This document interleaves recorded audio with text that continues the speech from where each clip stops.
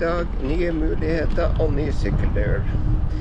I dag går turen mot Lillehammer. Det er litt overskyet, og jeg trodde det skulle være varmere, så jeg tok bare på meg t-skjorte i dag. Så vi får se om det her blir en lang eller en kort sykkeltur. For jeg gidder ikke å sykle hvis man begynner å fryse. Jeg har tenkt i dag å starte å sykle mot over brua, også til vestsiden av Lågen, som elva seg der nedover, og sykle på den siden nedover mot Lillehammer. Passerer Fåberg og Jørstadmoen. Og da vil jeg også sykle rett forbi Veimuseet og Norsk Kjøretøyshistorisk museum.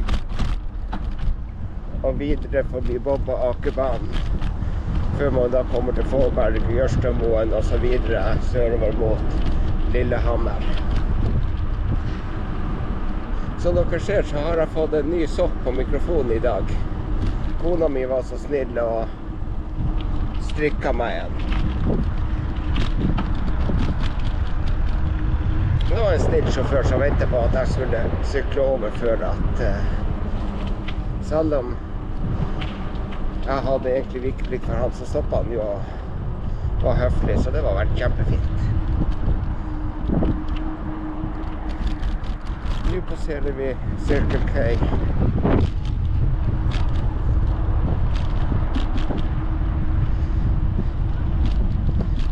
Og så skal vi over brua mot og kommer da på vestsiden av elva før vi sykler sørover.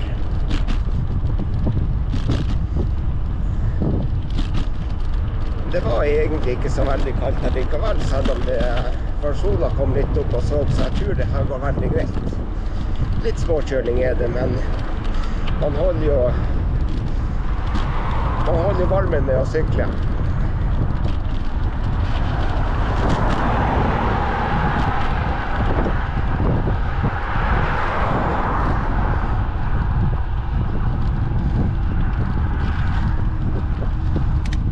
Det var jo en del motvind her oppover også, i motbakken. Så dere sikkert hører på lyden på videoen nå.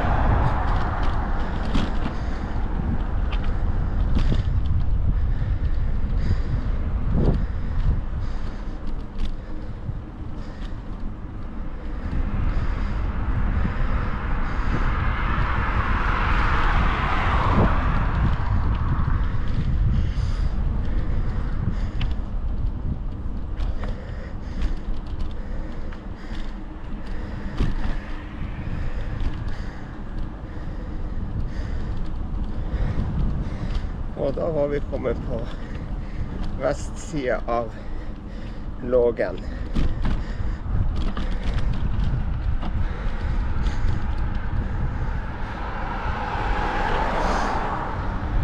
Og fortsetter mot Norsk Kjøretøyshistorisk museum og Veimuseum.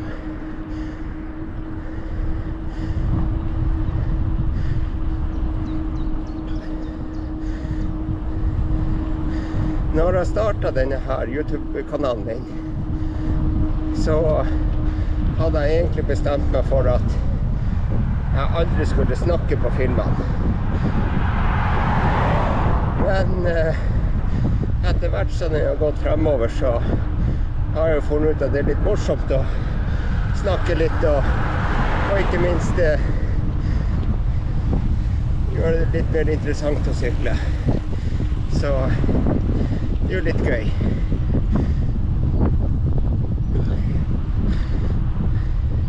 Og da ble vi også forbikjørt av 3 andre syklister.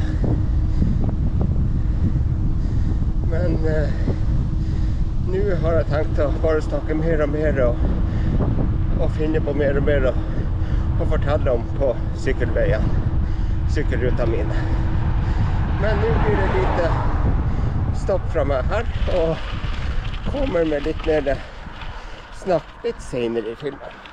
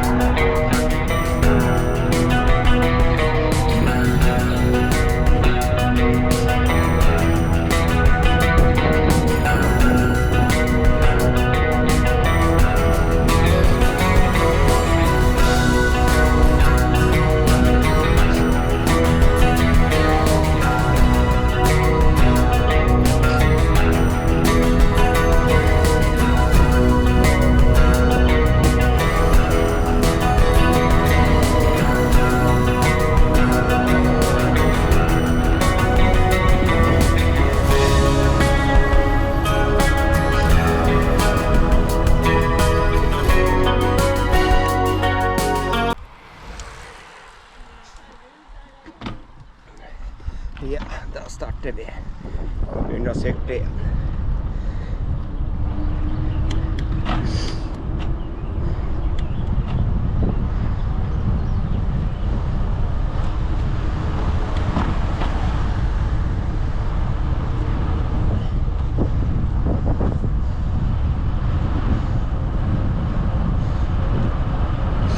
Da får vi se om vi greier å ta dem igjen, bare for moro skyld.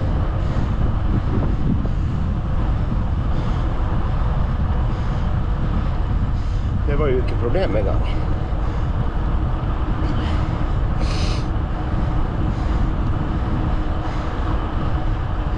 Nå har vi passert Fåberg og Jørstadmoen og på tur nedover mot Vingnes. Sykler på andre siden av elva enn Lillehammer.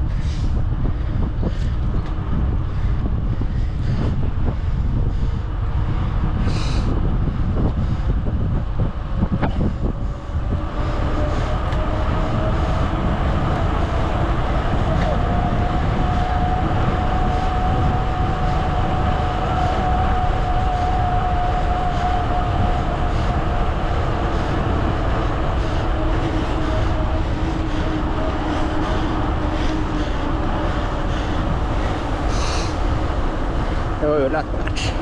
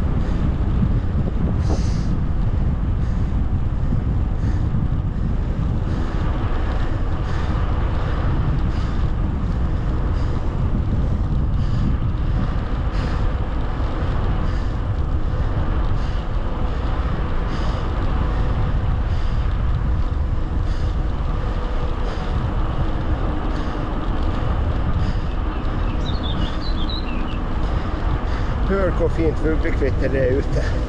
Det er helt nydelig å høre på.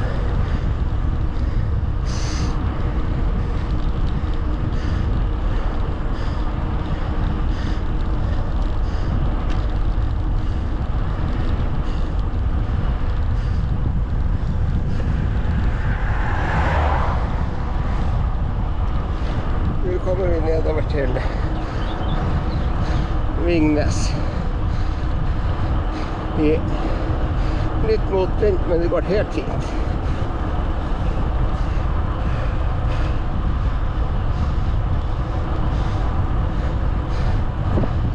Hvis dere ser på andre siden, så ser dere Lillehammer.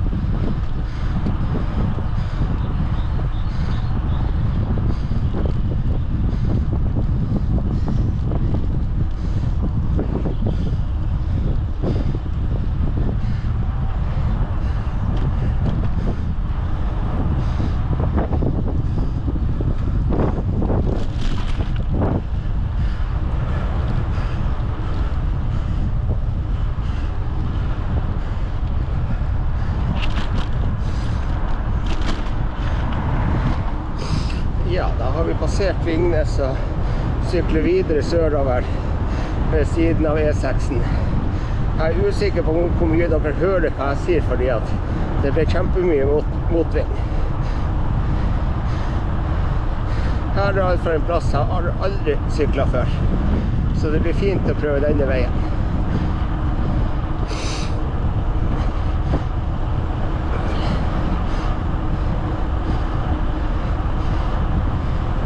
Jeg blir ikke å sykle så veldig langt denne veien i dag, men jeg har bare lyst til å se hvordan veien er.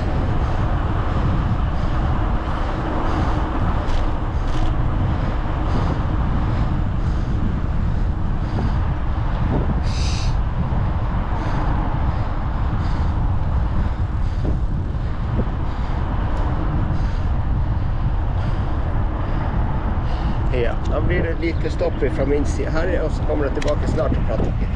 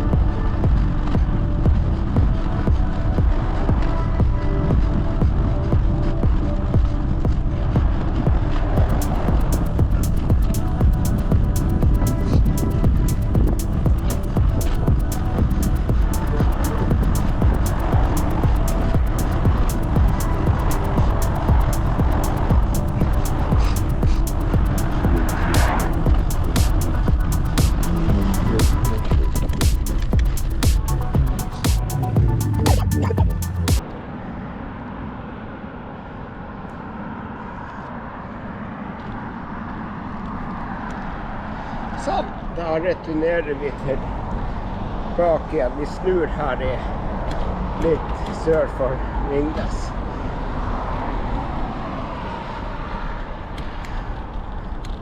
Og da går turen tilbake igjen mot Lillehammer. Turen tilbake igjen har jeg tenkt å ta igjennom Lillehammer sentrum.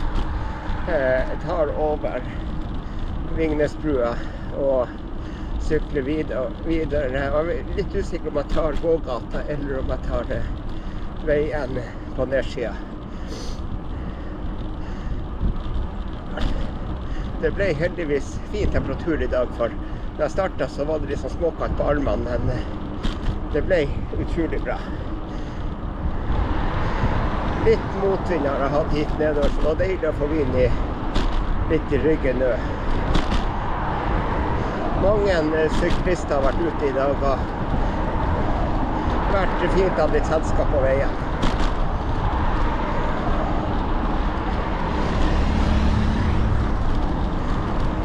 Det er morsomt å se at det er andre som også har glede av å holde på med sykling. Det er fine, slette sykkelforhold her i det området her jeg sykler med lite motbakker og bratte underbakker og bratte motbakker. God intervalltrening med de små bakkene som er her.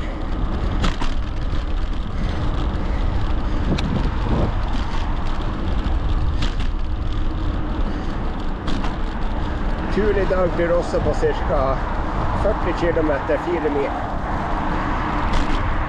Da kan jeg jo fortsette å fortelle som det var det jeg begynte med der borte, der det var så veldig mye motvind. Jeg måtte bare slutte. Når jeg startet YouTube-kanalen, så vil jeg helst ikke vise meg foran kamera. Jeg er litt genert, så jeg trives best bak kamera. Men etter hvert som YouTube-kanalen har utviklet seg, så er det bare mer og mer morsomt å være foran kamera og prate litt. Selv om det er noe som er negativt til det, men det er noe som er positivt. Og egentlig så bryr ikke jeg meg så veldig mye om de negative kommentarene. Jeg gjør ting jeg liker å holde på med.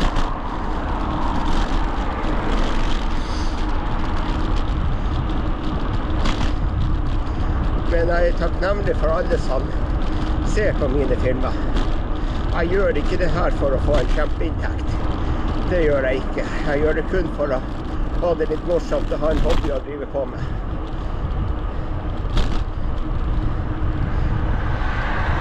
Da ser det ut som det at jeg må ta et lite stopp og bruke batteri på kamera. Så kommer jeg tilbake om en bitteliten stund og prater videre.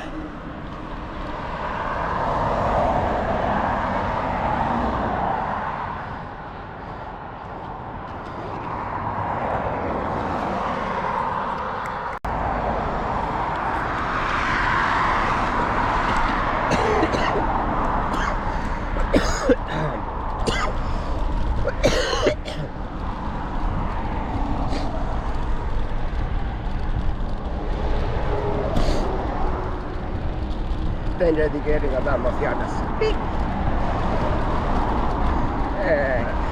Da var jeg tilbake igjen og bytte batteri på kameraet. Det er litt morsomt å drive på med YouTube-kanalen. For man sitter hele tiden og følger med om man har fått flere abonnenter og hvem som har svart og kommentert. Det blir en god hobby etter hvert.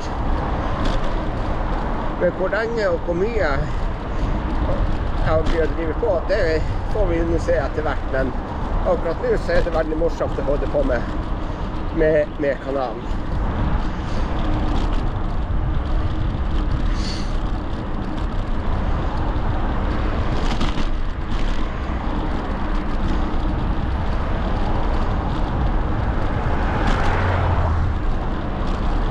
Jeg kan jo fortelle litt om mine helseutfordringer også.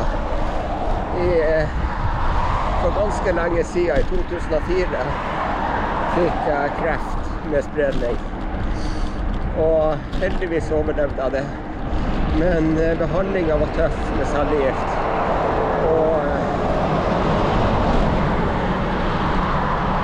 Og det tok veldig på kroppen. Det var i den tiden jeg begynte å få sykkelinteressen. Jeg begynte å sykle, for jeg forstod fort at sykling var en fin ting til å trene kroppen tilbake igjen, og ikke minst få energi og overskudd til hverdagen.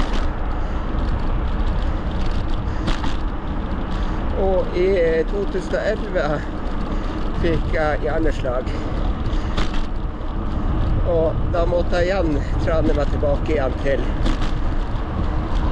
den formen som jeg i dag er i.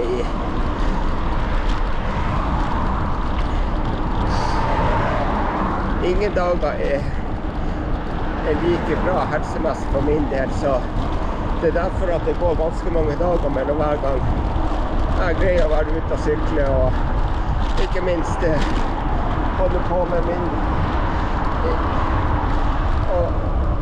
min interesse og sykkelglede. Jeg skulle så gjerne vært oftere ute og sykle, men dessverre så er ikke helsa der.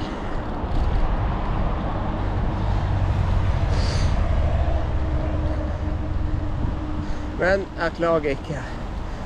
Jeg greier å stå opp hver morgen og føler meg egentlig frisk, selv om man sliter med en del smerter i kroppen og blir veldig for sliten.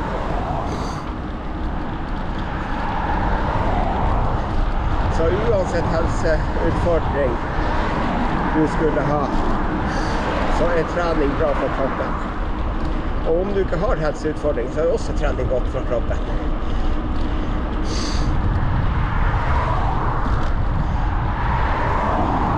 Jeg trives nå egentlig best å være ute alene og sykle, fordi at da kan jeg la tankene flyge. Jeg bruker å si at det var svært mye trafikk det skulle være her. Og jeg bruker å si at hvis man føler seg ensom når man er alene, så er man i dårlig selskap.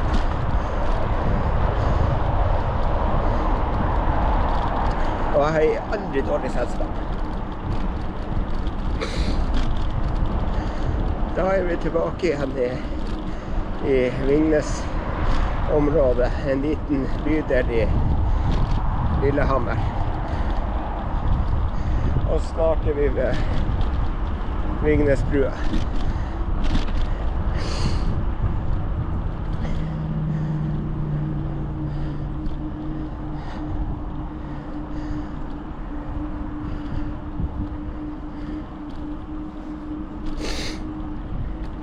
Svært hvor snørret jeg skulle bli. Jeg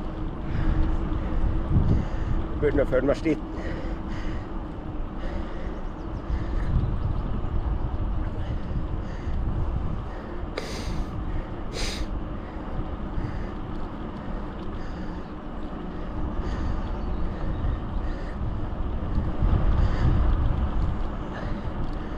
Det er egentlig et veldig fint område det her. Jeg kunne gjerne tenkt å bo her selv.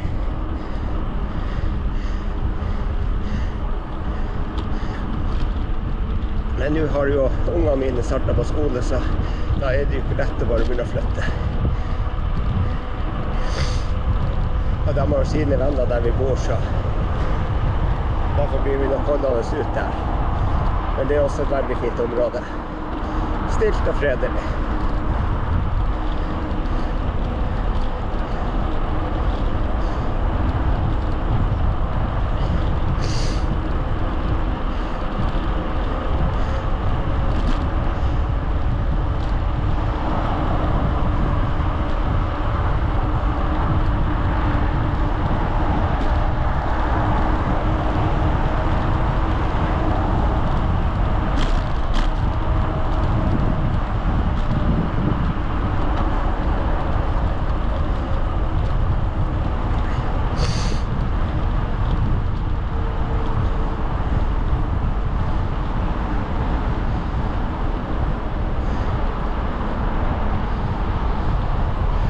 Nå ble det jo nydelig vær ut å sykle.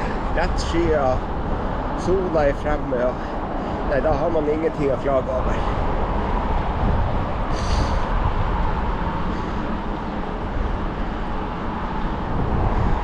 Jeg tenkte det at vi skulle ta en liten avstikker ned til båthavna og se hvordan det ser ut der.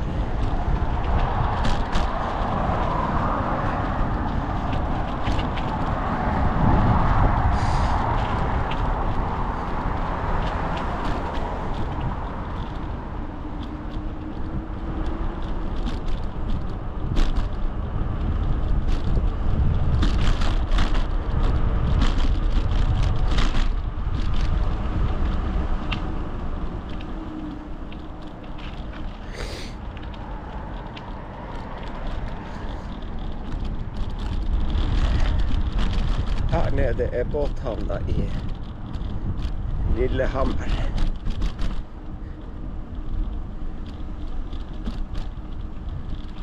Oi, hvor mange fine båter som var her.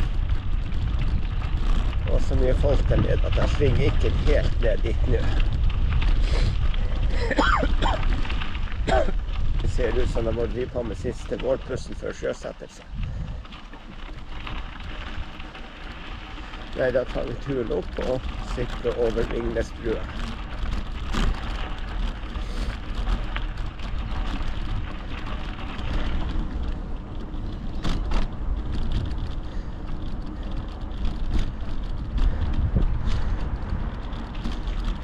Den brua jeg skal nå sykle over er ei gammel bru. Som jeg husker egentlig ikke når den ble bygd, men det kan jeg legge ut som tekst når jeg tekster filmen. Men det er vel den første brua som gikk over mot Lillehammer-siden på denne plassen over Mjøsa.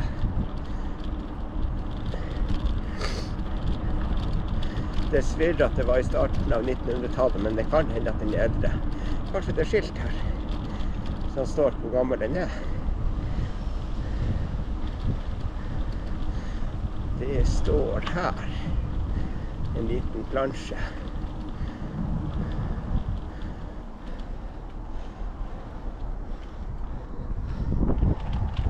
Største tillatte belastning per aksel eller enkeltsted, 5 tonn.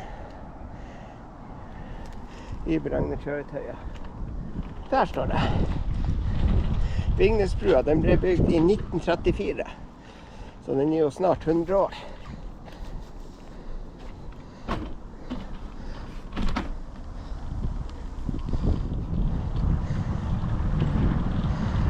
Da skal vi fære over her også.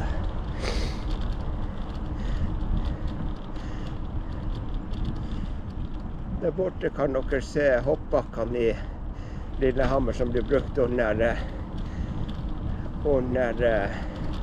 Lillehammer-OL.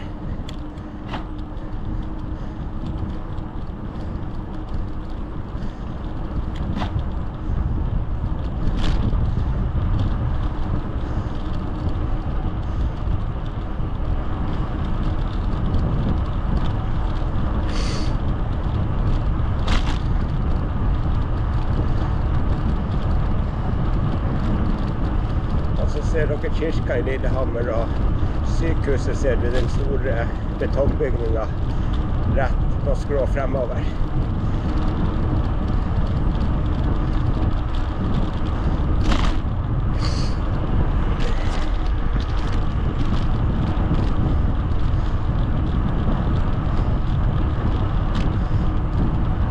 Litt småkjølig å sykle over brua, for her var det litt sidevind.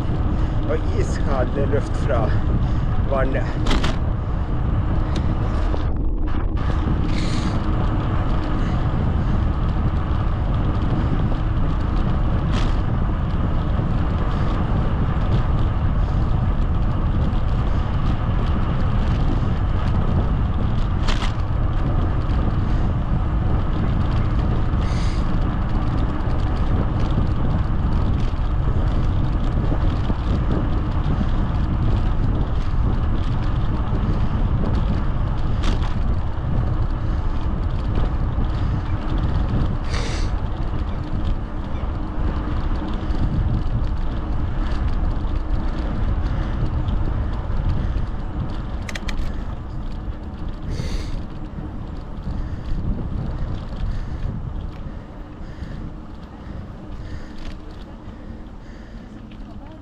Ja, da blir det dit stopp fra meg igjen, og så kommer jeg videre tilbake og prater videre på filmen.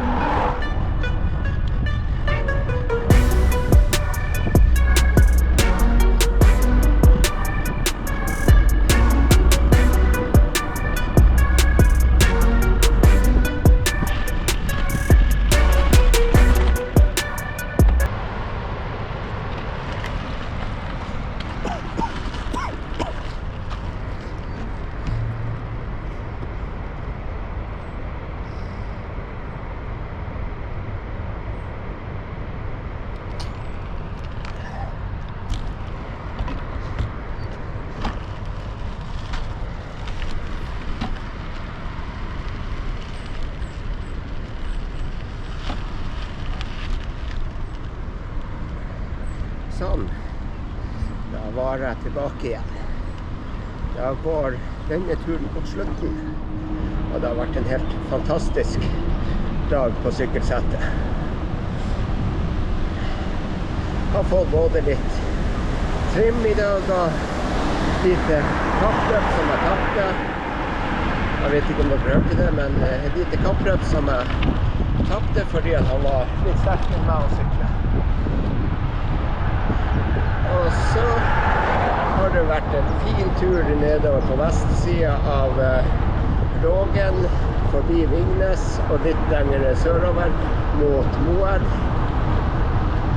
Før jeg returnerte da tilbake igjen mot Lillehammer og syklet gjennom Lillehammer sentrum og over den gamle Vingnesbrua. Altså det var rett før vi kom til sentrum da. Og så har det vært en fin tur nå på østsiden av Lågen tilbake igjen.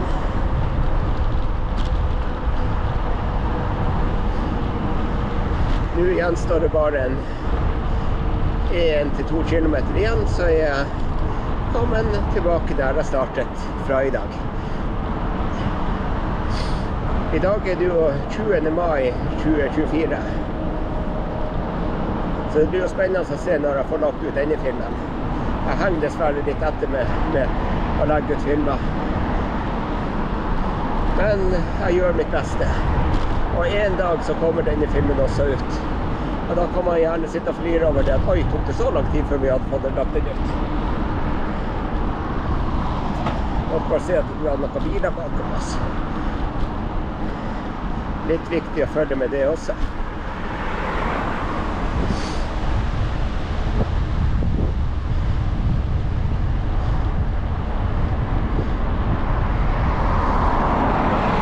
Nå nærmer vi oss Øyer sentrum, Hafjell alpinanlegg og ja, de Lilleputthammer og de hotellene vi har i Hafjell-området. Kommunen Hafjell ligger i Øyer kommune. Og det er jo sånn at når jeg forteller andre hvor jeg kommer ifra, så vet ingen hvor Øyer kommune er, for de tror at det ligger opp med kysten.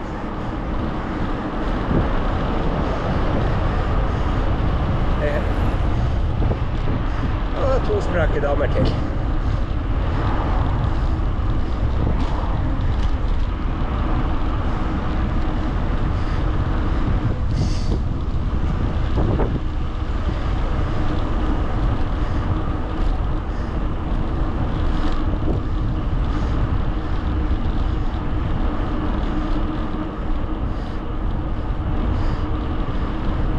Det første vi kommer til nå når vi kommer inn til Øyer er Hafjell alpinanlegg. Så jeg har vist dere masse ganger her på filmen. På sommeren så har de en sykkelpark med downhill-sykling. Hvis dere liker det, så anbefaler dere å komme hit og sykle. Det er en fantastisk fin park. Og de har gondolen åpen på sommeren, så du slipper å sykle oppover alle bratte bakken som jeg bruker å sykle for å komme deg til parken.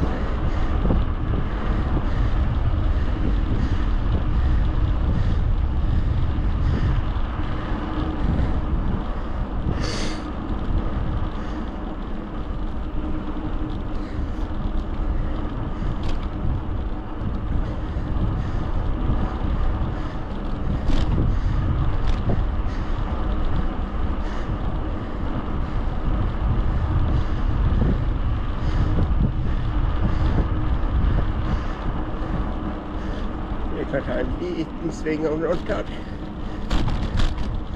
Bare for å vise dere, siden at det var i fall til det.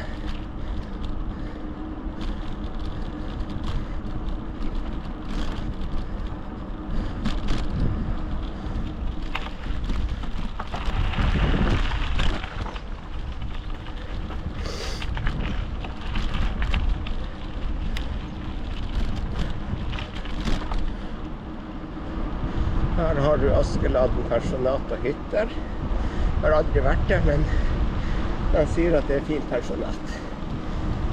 De man har pratet med her i området.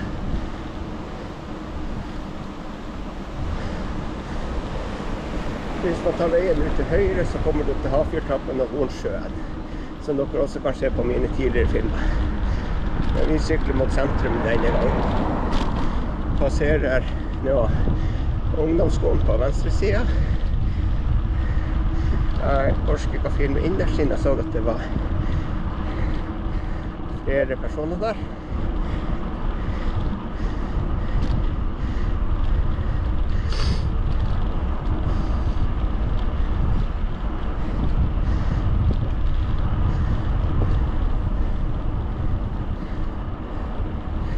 På høyre siden passerer vi nå idrettshallen og tannklinikken og barneskolen.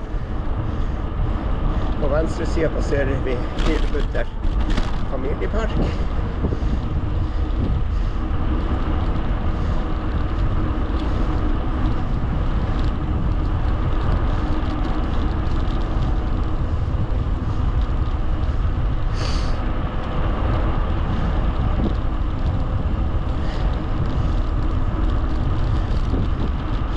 Hafjell lekeland har vi også nå på venstre siden. Hafjell hotell. Og så kommer vi til der vi har matbutikk, legesenter, apotek og en liten butikk som heter Lilla. Og så selger alt mulig rart. Og de her matbutikkene de holder også åpent på alle dagene. Det var kun 17. mai, Norges bursdag, de holdt stengt. Alle andre dager har de åpent, til og med i jula, i pinsen, i påsken. Ja.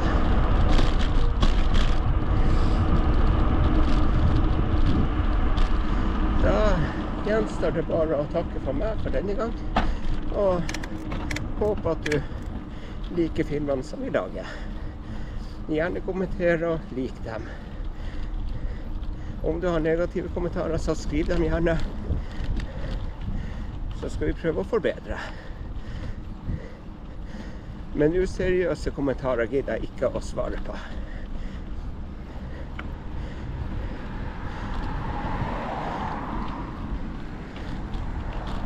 Så får dere ha en riktig fin dag videre, og kom dere ut på sykkelsettet.